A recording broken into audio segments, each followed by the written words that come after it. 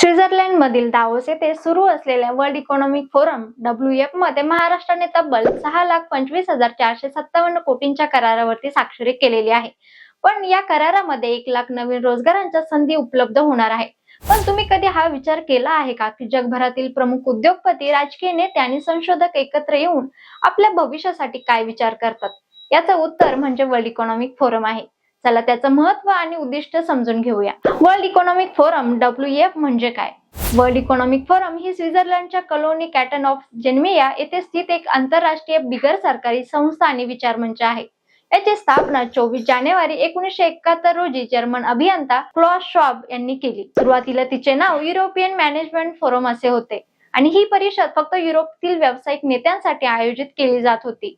1987 पासून या संस्थेला वर्ल्ड इकॉनॉमिक फोरम असे नाव देण्यात आले आणि तिचा व्याप जागतिक स्तरावरती वाढवण्यात आला.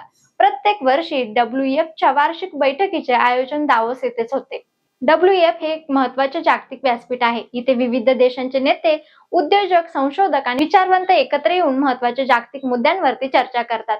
यामध्ये प्रामुख्याने हवामान बदल, आर्थिक असमानता, व्यावसायिकता, तंत्रज्ञान, आरोग्य सेवा आणि शिक्षण या महत्त्वाच्या विषयांवरती चर्चा केली जाते.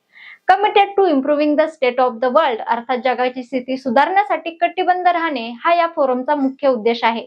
या फोरम मधील खासगी कंपन्या आणि सरकार यांच्यात समन्वय साधून जागतिक मंचावरती उपाय शोधणे आणि भविष्यातील संधी ओळखून नव्या तंत्रज्ञानाला आणि तरुणांच्या कल्पनांना प्रोत्साहन देण्याचं काम केलं जातं. दावोस येथील WEF च्या 2025 मध्ये महाराष्ट्राने 6.25 लाख कोटी रुपयांचा करार केलेला आहे. ही केवळ एक आर्थिक प्रगती नसून राज्याच्या विकासासाठी नवी दिशा ठरू शकते. याबाबत तुम्हाला काय वाटतं आम्हाला नक्की सांगा.